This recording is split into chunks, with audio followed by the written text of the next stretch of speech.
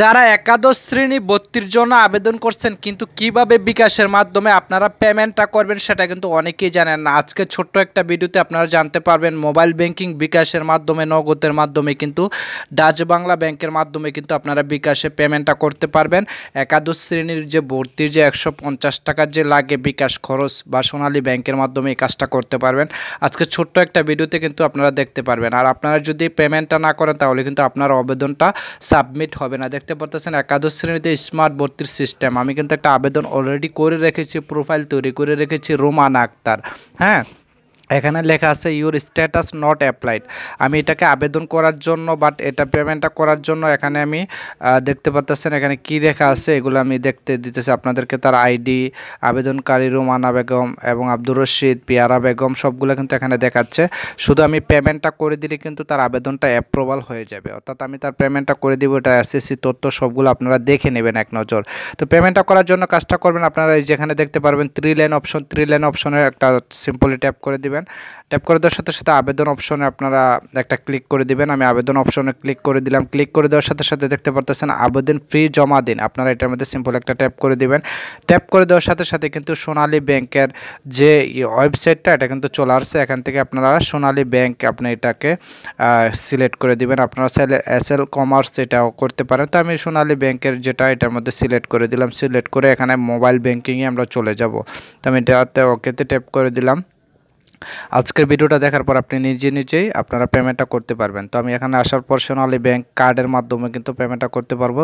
তো আমরা যেহেতু মোবাইল ব্যাংকিংয়ের মাধ্যমে করব, তো আমি এখান থেকে মোবাইল ব্যাংকিং যে অপশনটা এটার মধ্যে সিলেক্ট করে দিলাম। মোবাইল ব্যাংকিংয়ের মধ্যে আপনার রকেট, নগদ, বিকাশ, উপায়ের মাধ্যমে কিন্তু আপনারা কাজগুলো করতে পারবেন। তো আমি বিকাশের মাধ্যমে কাজগুলো করব। বিকাশের মাধ্যমে আমি পেমেন্টটা দিব 150 টাকা। পেমেন্ট কিন্তু দিতে হবে। আপনারা সকলে জানেন একাদশ শ্রেণী ভর্তির ফি হচ্ছে 150 টাকা। এই যে আমি বিকাশের মধ্যে ট্যাপ করে দেওয়ার সাথে সাথে 1 টাকা 80 পয়সা কিন্তু চার্জ কাটবে, অর্থাৎ 151 টাকা 80 পয়সা কিন্তু টোটাল খরচ চলে যাবে। তো আমি এটার মধ্যে কনফার্মে ট্যাপ করে দিলাম। কনফার্মে ট্যাপ করে দেওয়ার সাথে সাথে এখানে দেখতে পাচ্ছেন পে উইথ বিকাশ। হ্যাঁ, এখানে যে ব্যাংকের রেফারেন্স নাম্বারটা কিন্তু এখানে দেখতেছে। তো আমি এখান থেকে পে উইথ বিকাশ যে অপশনটা সিম্পলি এটার মধ্যে একটা ট্যাপ করে দেব। তো আমি এটার মধ্যে সিম্পলি একটা ট্যাপ করে দিলাম। ট্যাপ করে দেওয়ার সাথে সাথে অবশ্যই আপনার বিকাশ নাম্বারটা দিয়ে দিবেন, অর্থাৎ যে বিকাশ নাম্বারটা থেকে আপনারা পেমেন্টটা করতে চান সেই বিকাশ নাম্বারটা এখানে দিয়ে দিবেন। তো আমি সেই বিকাশ নাম্বারটা দিয়ে দিচ্ছি, আমার পার্সোনাল বিকাশ নাম্বারটা।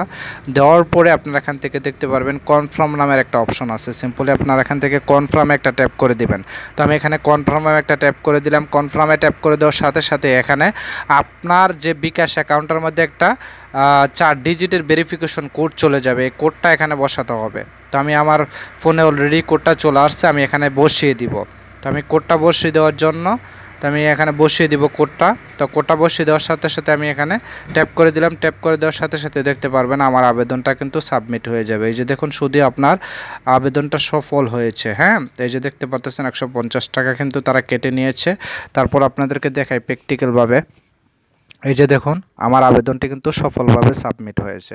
আপনি যদি একাদশ শ্রেণীর জন্য ভর্তির জন্য আবেদন করেন, আপনি যদি পেমেন্টটা ঠিকঠাক মতো না করতে পারেন তাহলে কিন্তু আপনার মানে আবেদনটা সাবমিট হবে না, অর্থাৎ আপনার আবেদনটা বা কলেজ যে চয়েসগুলো দিচ্ছেন এখানে কিন্তু আপনার কলেজের নাম আসবে না। এর জন্য আপনারা সবসময় খেয়াল রাখবেন আবেদনটা সঠিক উপায়ে সঠিক নিয়মে কিন্তু আপনারা দিবেন, তাহলেই কিন্তু আপনার আবেদনটা সফলভাবে সাবমিট হবে।